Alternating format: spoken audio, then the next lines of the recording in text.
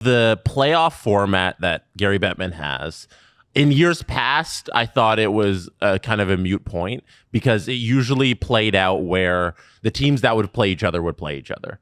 But a lot of people have been pointing out that this, under a 1-8 matchup in both sides of the conferences, should have been a first-round matchup. Oh, this as well? Yeah. This as well. Oh, I didn't know that. And I'm starting to buy that argument now that we have the conclusions of these series. Because, like Carolina, I really thought they'd be in it more. I thought there was more there, and I thought they'd win the last game to extend the series. Rounds. I came on here, I was like, they're going to keep the series going. But seeing how it played out, now that we have the conclusion, like, we got to fix the playoffs. Like, we can't be having conference finals, both series going like 5 games, and they're duds. And now there's essentially a week until the finals. Like, I don't, as a hockey fan, like, I love all these games. I haven't missed a playoff game. It's all exciting, but they're duds of series. It's funny because it's the Final Four. It is the conference. It didn't feel that way. And, like, yes, I know, Leaf fan. Okay, leave that out of it. Let me talk as a guy. You're watching, and at the end of both series, I'm looking at the losing team, like, are they good? I don't know if they're good. Mm-hmm. Of course they're good. They're in the Final Four. They won 2 series each. You know, Dallas had to beat Colorado. They had to beat Winnipeg. Mm-hmm. So you're going through Colorado and the President's Trophy winners. Panthers had to beat Tampa and the Leafs. But like, I'm oh wait, sorry, that's Florida. Florida had to beat. Carolina had to beat. Well, that's a different conversation. Washington. You had to beat the ghost of the Devils. Yeah. And the bones that survived. Yeah. You had to beat the Devils without the devil. You had to beat like the Devil's minions. Dallas is more confusing in that regard. Well, like Carolina bombing in the. Maddie, if you want to bring up the standings there, just to give you guys a look, like it's the 3-6 matchup. So it's the 3-6 matchup was Dallas-Edmonton. That's a first-round matchup. But Dallas is the 3! In any normal world, it's a first-round matchup. And then you go to the East, the first-round matchup is Carolina-Florida. So, and in both of these situations, the underdog team wins. But in both of these situations, they're paired up in the first round. And these 5-game results actually make more sense if they're placed there. Yeah. And by having this weird wild card division format, you have the results not kind of fit where the teams end up when we see them against the top level competition. Right, because there is such a difference when you get to that. And let me back your point even more, guys. Let's talk about the Eastern Conference and the Western Conference Finals and just how many games it went last 4 years. Okay. So right back to like, before that, it was like weird COVID shit, so I'm not even going to talk about that. Weird. 2022 Montreal was in the West. 2022, Lightning, 3rd cup in 3 years that they went to. They took the Rangers. The Rangers took them to 6. Okay, that's okay, but it's not. It's not. Tampa was the better team. 2023.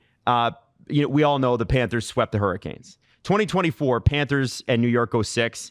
This year, Panthers, Hurricanes 5. And let's be honest, and I did every stream in that series. There was one good game in that series, and it was the final one.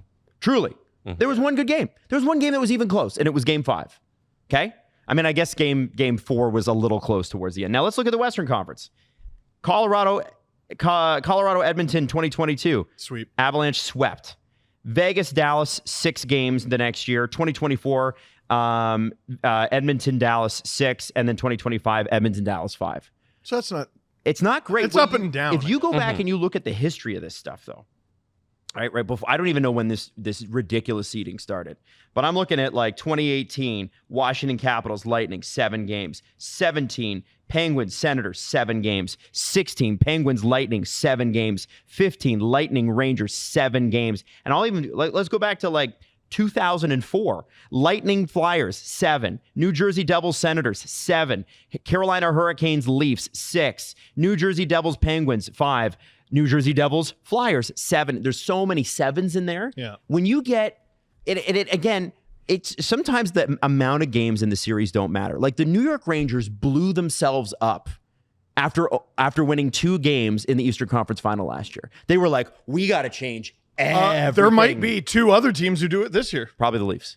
Well, no, like Dallas and Carolina's probably going to make Carolina additions rather than blowing it up. We could talk Stars about are Carolina. interesting. Stars need there's something that needs to change there. We're kind of all over They the might place fire here. the coach during the show. Yeah, Kind of all over the place. yeah. But what I'm saying is, I think the NHL does this on purpose. We haven't It's talked about whenever the NHL tells you, oh, it's about getting great rivalries. It's not. It's about getting great momentum in the ratings to start the playoffs. That's exactly what I was going to ask. It's So nothing it's set to do up. with It's your set up rivalries. to make the first round a bloodbath. That's right. Yes. And the problem with that is naturally over the playoffs, you are going to lose investment.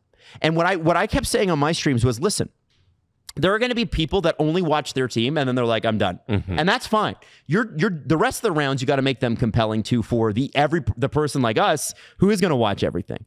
And I look at the whole scenario as, if I am watching the Leafs in the first round, and let's say Dallas and Colorado is the best thing of the first round, I don't have time to watch it. Now, I do because it's my job. But like, imagine you're somebody who is like, oh, I'm a Jets fan or a Blues fan, but Dallas, Colorado's going on, and I'm sure I would really like it, except my team's fucking playing and I'm not watching it. Yeah. The goal is to just flamethrower your TV.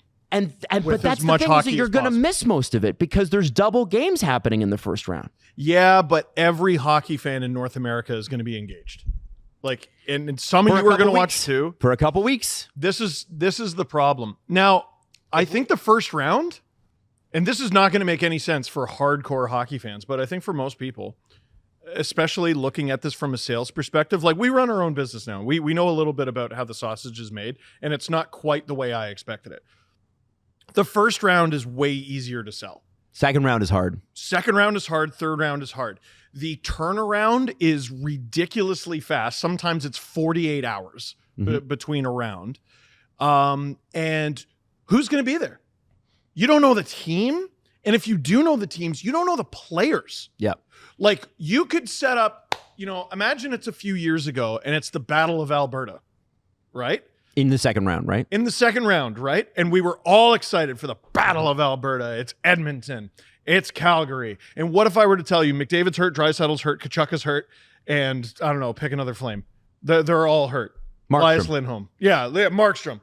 You have no idea who's going to be there. So I think their goal is to just plaster your TV for 2 weeks. Absolutely firebomb. Like, just every molecule of your cable feed with as much hockey and the faces of their stars as possible. Second round, I mean, if your team is in the second round, what are you not watching? Yeah. Of course. Like, so it then becomes more of a local thing. Conference final, it's local, and you bring in more of the hardcores because they're like, well, it's the Final Four. And then the Stanley Cup final is the Stanley Cup final. Yeah. The You third don't have round to is sell that. like It's a championship. It's sort of like this, and then the Stanley Cup is like it's like a graph that goes down. Yes. And the third round is a bit of a letdown for a lot of people, and then the Cup final you hope is a good one. And Now it's we gonna be. cater to hardcores. Sure. Our numbers go up. Yeah. I don't think that's the way it works on TV and radio. No, it isn't. And the reason that, by the way, everybody wondering, the reason that the Cup final starts like a week later now, they didn't used to do this. The reason they're doing it now is because TV stations and radio stations, to a lesser extent, need time to close deals on the Stanley Cup final. And it gives you a weekend, and it gives you early into next week to get people on board to sign. Isn't it a bummer that's how it works? Well, I mean, I feel like I kind of like the fact that players get a chance to heal too. Well, because you want to, I mean, and they have all these days off too in the Cup final. I mean, you want the best players to look good. Yeah.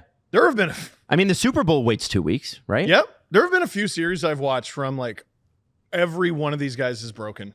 I'd rather watch two AHL teams right now.